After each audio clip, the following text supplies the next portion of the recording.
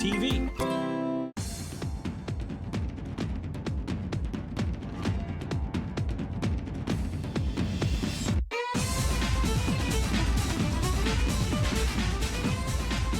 Good evening, everybody. How are you getting on tonight? It's your boy DC, and this is Out of the Fog. We're a local matter show that goes right across the rock and beyond, talking about all the cool people doing all the cool things. Tonight is no exception. I have Dana Reid hanging out on the couch tonight, talking about her brand new music video that she got done, and her Christmas song, her volunteerism, and all sorts of things I can't wait for you guys to check out. And then also Steve Randell, who is an incredible musician also, but had an amazingly impactful life event that led him to write a book that is now taking something so heavy and turning it into such an amazing gift that is helping so many people. You're going to want to check that interview out. So much going on tonight on the couch. This is Out of the Fog. We'll be right back after this break.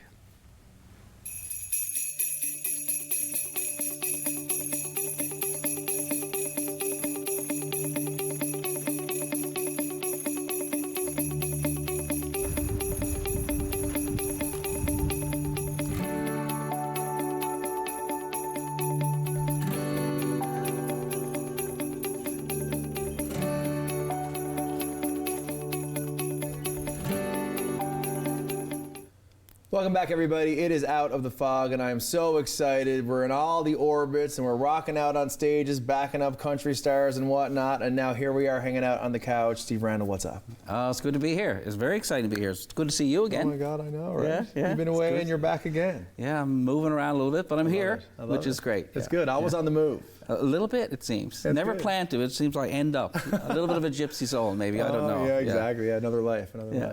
Listen, I'm so glad to have you here. You know, we can talk about so much today.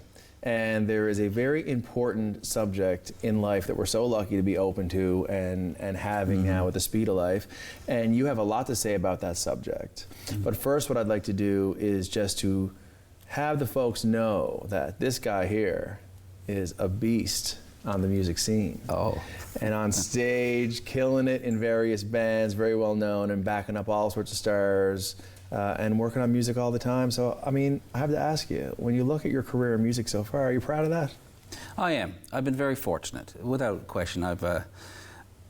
As is my life, I tend to stumble onto things I didn't pursue for a while. Actually, I stopped playing music a little bit, and I just kind of wrapped my head around some criteria. If I was to go back and do it, I would do that. And then that started to come along after a couple of years of a break. And since that, the past few years, I've been blessed to play with so many wonderful people. If I play a little bit of piano here or a little bit of bass guitar here, I tend to fall into one of them. True. And the events have been great, and we've done a lot of charity work, which has been really good. So really been blessed to be pulled into the music scene. Actually, after this interview tonight, I'm going to a charity event. I know I just got here an hour ago, but I'm going to, and that's supporting the Daffodil Place. So another great cause. So it's great to go sit in, and I heard I got to play a 1 hour list. I haven't heard the song yet, but I'm going to figure it out when I get there. But it's for a good cause. So I've been blessed to be pulled into a lot of those events for sure. Yeah, you, I mean, as a bass player, you're a fantastic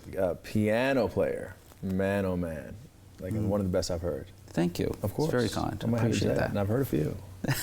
You have scattered.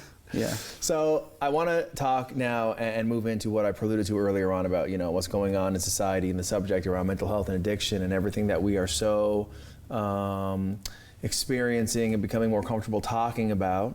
And I want to talk about you as an author because for the viewers, you know, what you're going to hear now in this hang is that, you know, sometimes the biggest pains in life can actually become the biggest blessings and give us the biggest gifts. So I'm going to turn it over to you. When it comes to life as a father and that journey, what crosses your mind?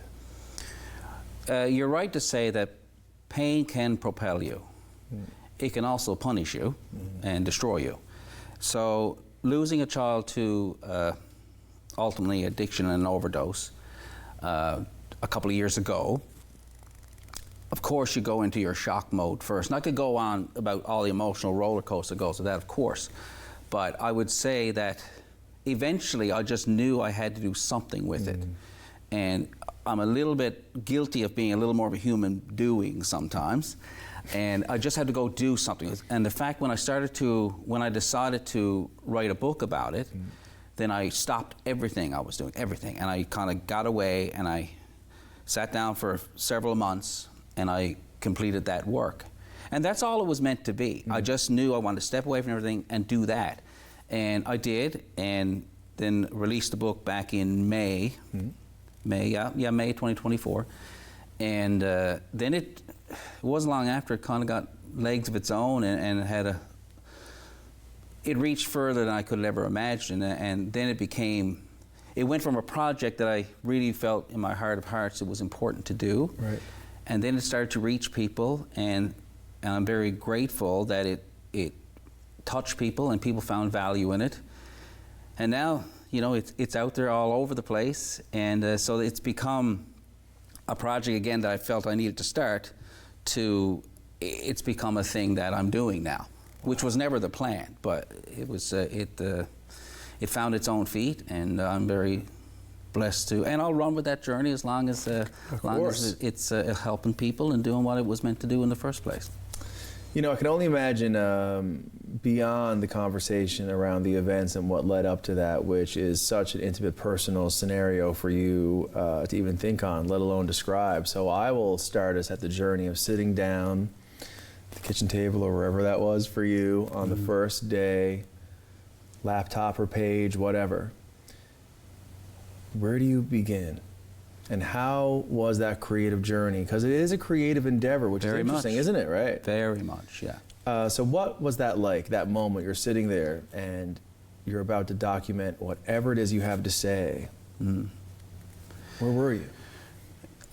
I've always been a little bit of a storyteller. I always enjoyed telling a story, and that could just be a fun story about what have you. But so I started just telling the story, but I was only telling it for me. And I would write and write I would write like I would talk. And I would write the story, and sometimes I would have to stop and this is very personal, this is very intimate, very vulnerable. But then I had to remind myself, I'm the only one reading this, no one's ever seen this, so I just kept going. It became a bit of an information offload from in my head to the paper or to the laptop screen. And eventually, and it was just, yes, it is a creative work for sure, but it was a lot of work. Some days I would just get up and do it. And as I alluded to in my book, I said, there's some days I just had to stop and I couldn't say anymore. And there were other days I felt it was flowing nicely. But every day, for months on end, I wrote, and then I rewrote. And as I put in the work, then the other things started to evolve from it. An editor, a designer, and all the other parts that go with that creative work to make it go. It's one thing to get a story out. Yeah. That has its challenges in itself. And a difficult and grief-felt story for me, of course. So it was very difficult to do. Still glad I did it. But to take it from there into a written work, a book that people can buy and read and those things, that's a whole other leap that I had no idea about. But one piece at a time, keep doing the work and build on what you know, and eventually that stacking of the effort takes you to step number 2 and step number 3, and here we are today with the book's been out there for a few months, and thank goodness doing okay and reaching a lot of people, and again doing what I wanted to do in the first place. It's such an important thing for people out there to know, because writing a book about anything is a journey. It's creative. Once you have it done, don't get it twisted. The amount of work and dedication and perseverance involved to get that into an actual physical product, as Steve's just said, is no joke. No. And so thank God for independent publishing houses and Breakwater Books of the world and amazing folks who know how to help make that happen. Yeah. But it's no easy feat to have a book hit the shelves. That's what I know. No, it's not.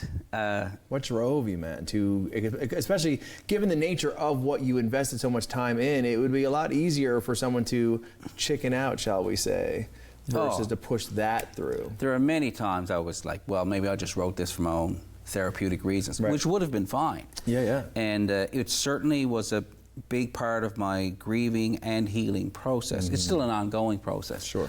But it was a big part of that. So I always found value in it, even if it only for me. Right. But there came a point where I felt like, I can remember when I sent it off to the editor the second time. The first time I sent it, and she was great, and she sent back a few things. I reread it, the whole thing again. I must have read the thing hundreds of times. And I reread it again. I went, no, it's not all there. And I went back to the drawing board and wrote another several thousand words. Wow. But when the second time I sent it back, I just felt it was done. And I honestly was at the point, like it or lump it, some will think it's okay, some won't care. And I had to kind of really wrestle with that myself and let that go. And I said, I feel like it's a finished work. It's going to do what it's going to do. And that's where I let it go. I said, okay, it is done, and it's going to do, a good friend of mine, a business marketing guy, said, what are your goals for your book? And me being of a business mind, I certainly would have always had an answer to that, but I didn't. I'm like, I don't know what's good. I don't know if anyone will care. I think the goal was to have it out there, and if I had one goal besides that was to, if anyone could find value in this resource, then at least they could know about it. If that could be a goal, that was it. Yeah. And the rest is history, as they say. Well, speaking of history, I mean, listen, we have just 1 minute left. I want to know, what's next and where can we get it?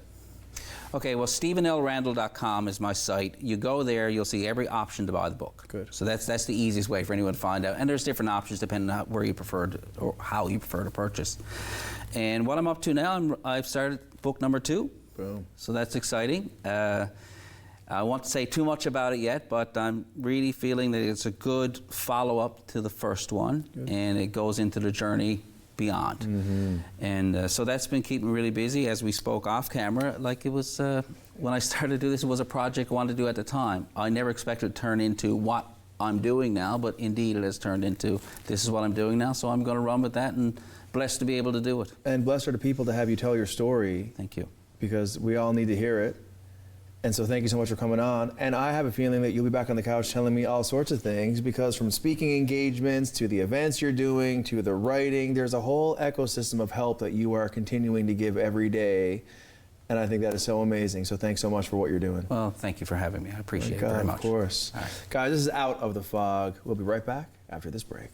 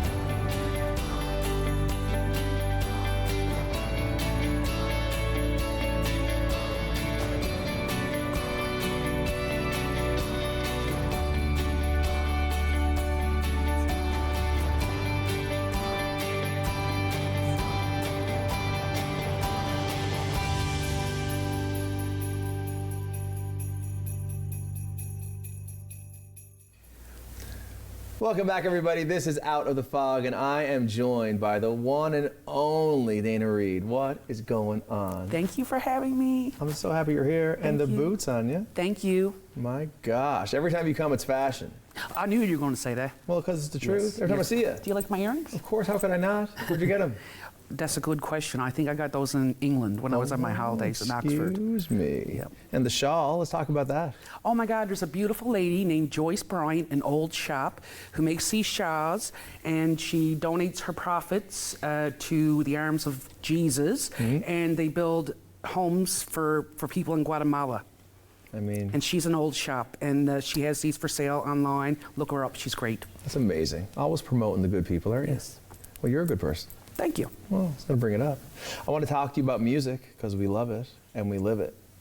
For the people at home who do not know, this is an incredible singer-songwriter, entertainer. What led you to it? I really feel I played music just for myself. I really enjoyed it. My parents put me in lesson.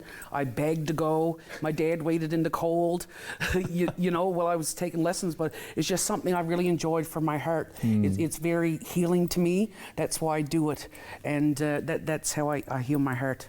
Wow. Yeah. And now, you know, I think a lot of us in the artistic world definitely would say, oh yeah, Dana, definitely we do that. Now, some folks are nervous about performing and getting up on stage. Not you so much. Well, you think back to our last interview now, we had this discussion. Exactly. And I told you I was terrified. Yeah, but how far have you come? I've been playing gigs all the time, and now I'm jamming with Bill Sims. Oh, wow. Sweetheart, he's a great musician, Yes. and I'm so thrilled he's on board with me. That's wicked. Yeah. So, I mean, listen, I'm looking back through the crystal ball, you know, and what a year it's been and so much growth, because we hung out, what, a year ago, I'd say? I don't feel like it's been that long. I know, I feel like. It was early in 2024, which is Maybe. perfect, because here we Yeah. are at the end of it. Yeah. It's my last taping for the year. So I'm going to ask you, when you look back on the year that was, what did make you say, oh yeah, I'm so proud that I did that, and I'm so happy that that happened? I think it's connecting with people on a different level, and when you sing your song and you're looking over and the tears are just streaming down their face, and they got what you were saying in that moment of time, like, and they just connect.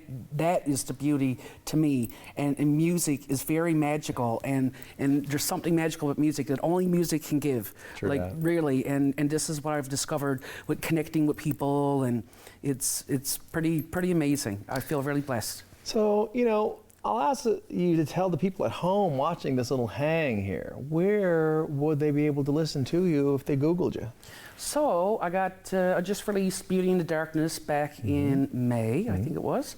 That's going to be the title of my upcoming album. You can find it on all streaming platforms, and you can check it out on YouTube, of course. Yeah, I love it. And I'm going to be sharing my my Christmas song that I wrote last year. I did some volunteer work at the prisons. Oh, wow. So this song really inspired me, you know, to capture the feeling of being alone at Christmas, and Christmas is not often a happy time for everybody, and I think it's very important to acknowledge that.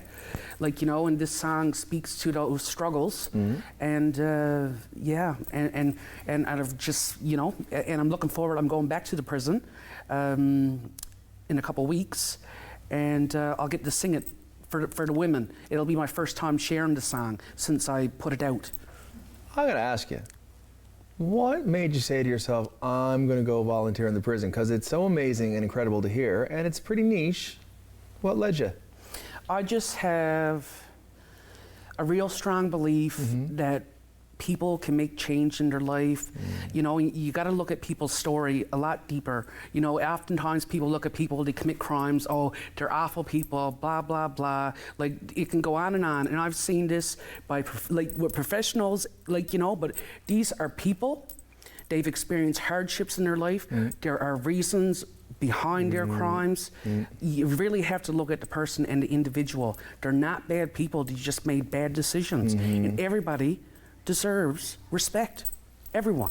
I think you're amazing. And Thank you. it actually is an active voice in this moment for us to recognize the importance of volunteerism across the province and how many organizations and not-for-profit causes need more people to be stepping up and giving their time and energy and passion because it goes such a long way, don't you think? I agree.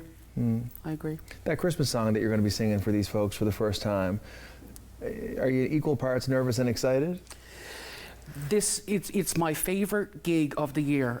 It is just the joy and the tears and the coming together, and women who've been through stuff in their life, and I've been through my own stuff, and just connecting in that way, and just being a light. I cannot wait. It's truly my favorite gig, and I can't wait to go sing for those ladies. I love you. Yeah. So my next question to you is, we're going to be seeing a video at the end of our interview that we're going to throw to, and I want to hear all about it because I'm hearing superstar names like Peter Newman being mentioned, and I'm very much like, what's going on? Yep.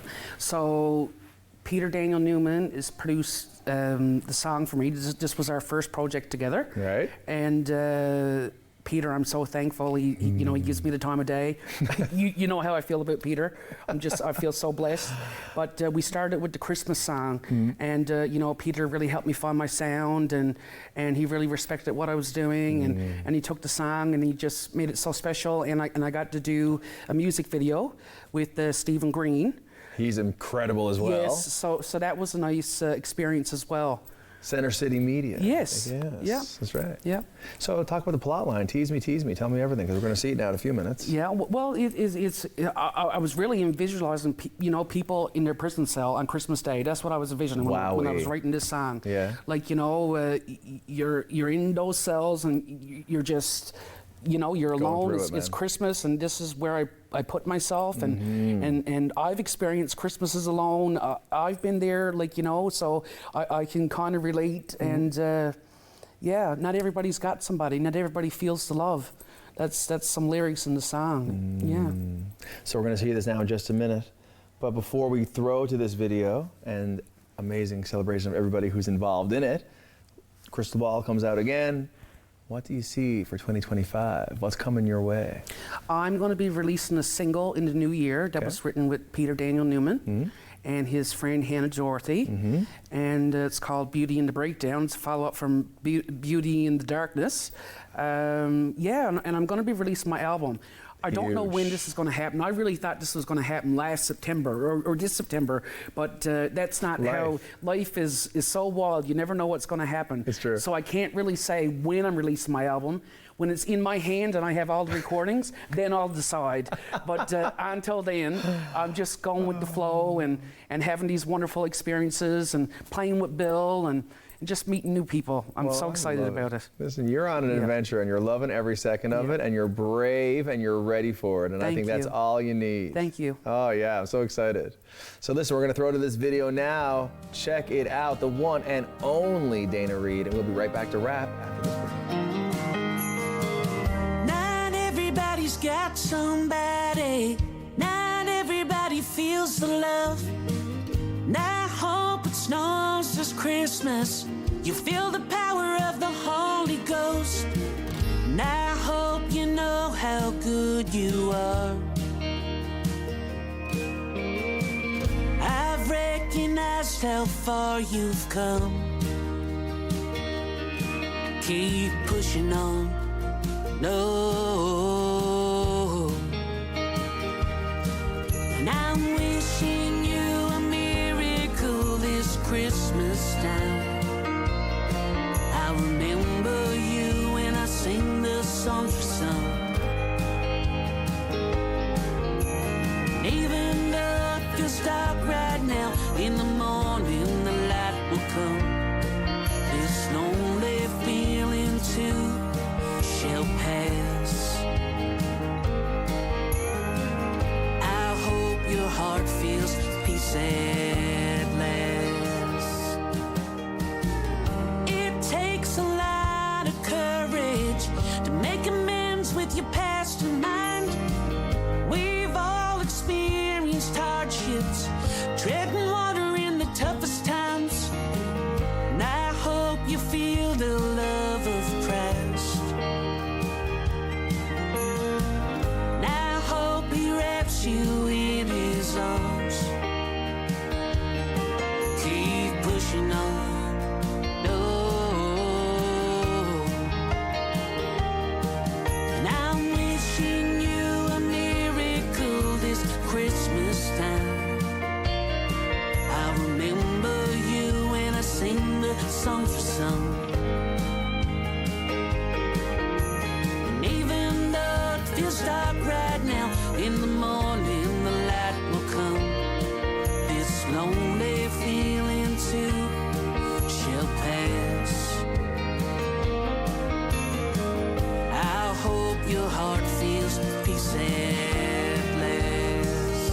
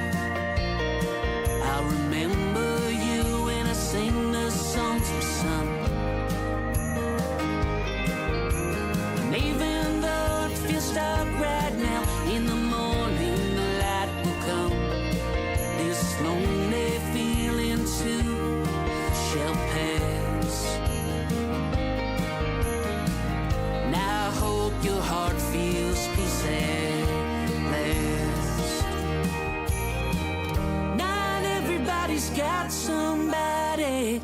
Not everybody feels the love. I hope it snows this Christmas. Feel the power of the Holy Ghost.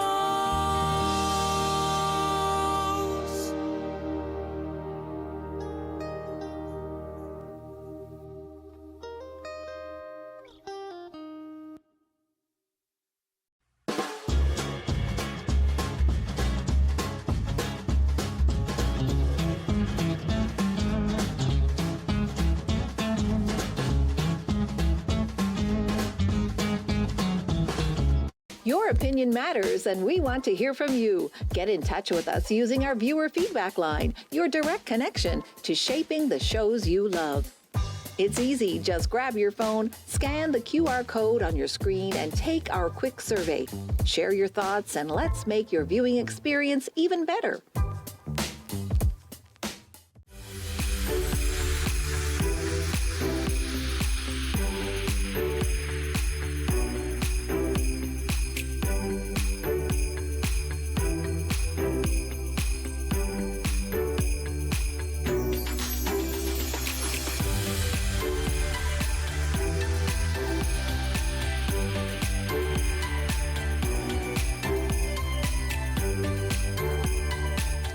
Welcome back, everybody. Well, wow, what can I tell you about Dana Reid and Peter Daniel Newman and Peter Green and everybody that it took to make that video go down. So impressed as always and so excited to see what Dana's going to do in 2025.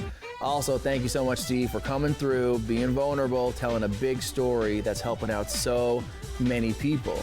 And as always, thanks so much to the Rogers staff and crew and volunteers who make it all happen. Until next time, this is Out of the Fog. We'll see you soon.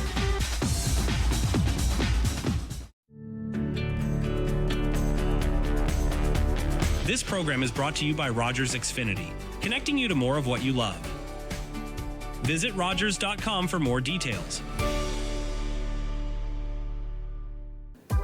We want to hear from you. Provide feedback on this show or find out how you can get involved. Call, email us, or scan the QR code to take our quick survey.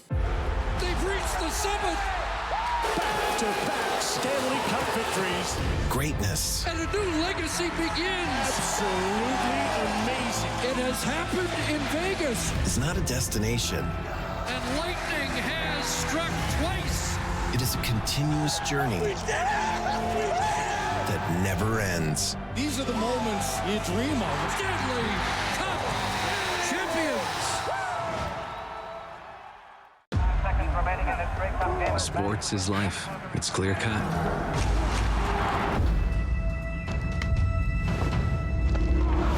Everything's out in the open. There's nowhere to hide.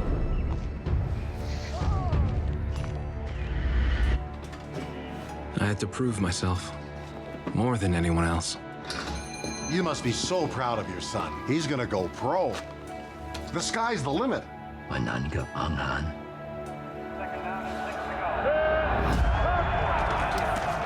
There's always a winner and a loser. You cannot reach the sky in broken cleats. Of course, I always want to be the winner. And I did reach the sky. Norman Kwok, the first Chinese-Canadian professional football player, still holds records to this day. He retired from the sport in 1960 and later became Lieutenant Governor of Alberta.